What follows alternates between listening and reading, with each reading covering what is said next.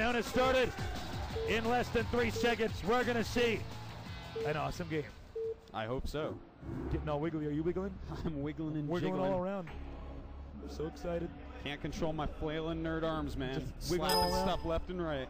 Okay, Jaedong at the north. And that's going to put Stork at the south.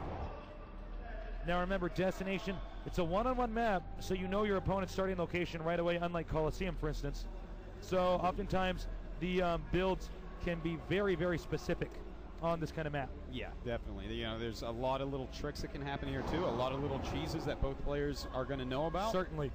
But will they use those? I'm not really sure. They've been playing pretty straight up against each other. Both of them definitely want to win this event. You know, right. It's such an event, man.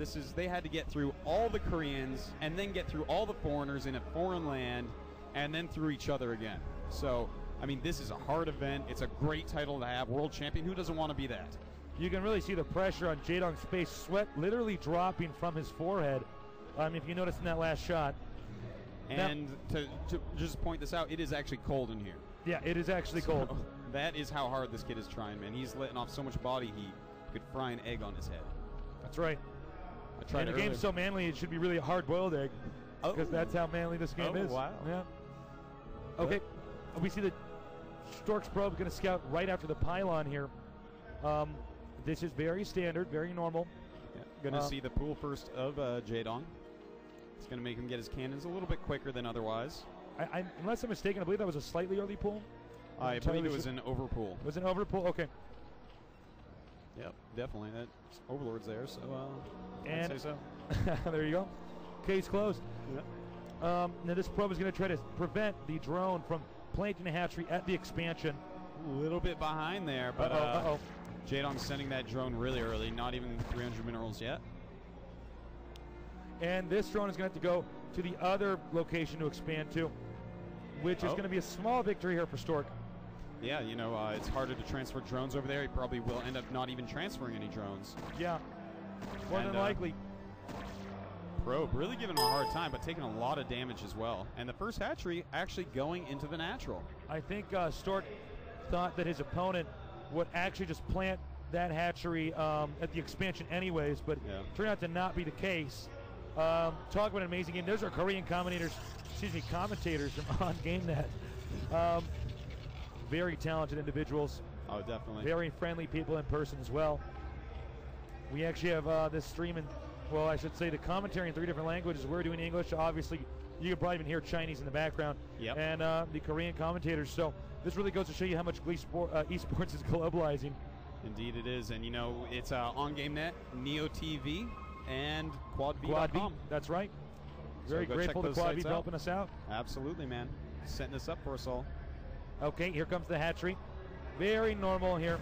Third hatchery. The gas is a little bit earlier. There's Fengzi, Chinese champion. Didn't make it out of his groups this year, but the crowd loves him. He is their champion, even if Stork wins. That's right. You know, the Chinese have a lot of pride, and they're very proud of their gamers. Absolutely. I have never seen such support. I love it, man. Absolutely love it. Okay, now note the placement of that cybernetic score. That's to stop Zerglings from running around the back of your mineral patches and sneaking into your main base. So as you can see, both these guys have very calculated placement. Now, the extractor was just a little bit early, so I'm wondering if we're actually going to see a Ling bust here. We did see him do that against Bisu. It was quite effective. Can he get in front of this probe? Yeah, a lot of Lings going down to the side like you were saying there. He's going to be sneaky here. And there's only one cannon. Uh-oh. And if Ling Speed finishes in time, only one cannon. Stork is not prepared for this.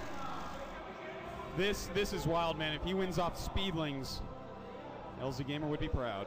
Okay, they're moving in there now. Can the probe? Beautiful block. Absolutely beautiful block. Incredible. He is going to go with the cannon. I believe the cannon's going to go down. Can he save it in time? Oh, and he gets the cannon. Now, this is an opportunity to make a lot more Speedlings, maybe, and try to pressure into here. Is he going to do that? We don't know, but Jaedong's so decisive, we're going to see it in a second. Yep. There's no time to waste. Now, he can, okay, that's exactly what he wants to do. Send the Zergling into the main base, because that is going to force these probes that are mining in the main to move around. There's the Panda Bear guy. Some neutral unit, number one neutral unit in the game. Oh! Whoa, that's not standard of Jaedong losing that. You know, this guy has so much APM and multitask. I'm really surprised he lost that Zergling in the main base. But he does have some more Zerglings coming. But at the same time, he made some drones at that third base. So he may not be going for an all-in here to try to end the game. Maybe he just already told some Zerglings to make. He needs to make some to make sure that, oh, there is still a Zergling in back. there, too. He's been brought back from the dead. I really thought there was only one Zergling going in there. Forgive me.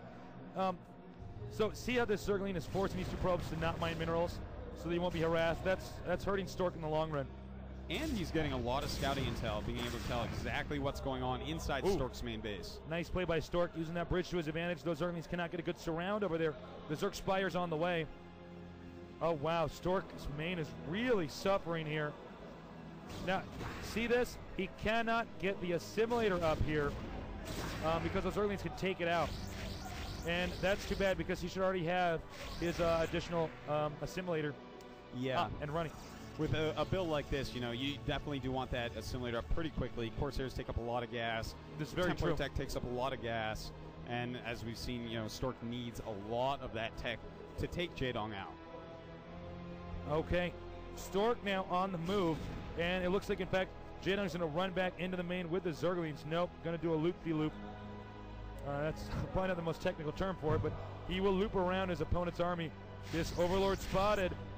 It's going to be another kill for this Corsair. I've noticed the Koreans this year almost always getting 2 Corsairs. Yeah. I like that. Yeah, Stork has been doing that all day. And, you know, this is really interesting. Both of them are playing such a good game right now. It's really hard to tell exactly what's going to happen here. You know, he's got the 2 Corsairs harassing everywhere, putting some pressure on to that top right base. Looks like Stork is going to go here, start trying to take out some of his opponent's drones. One goes down, and now the drones are actually moving in here to help out with this battle because I'm not entirely sure if Jaedong has enough Zerglings. Nice save there. Messing up the AI a little bit. The drone drills really screwing them up. Wow. 4 drones total were killed back there. But at the same time, he's lost 3 Zealots and a Dragoon. So Stork's army a lot smaller than it was before. Now Jaedong, will he counter with these Speedlings, killing another Zealot for sure?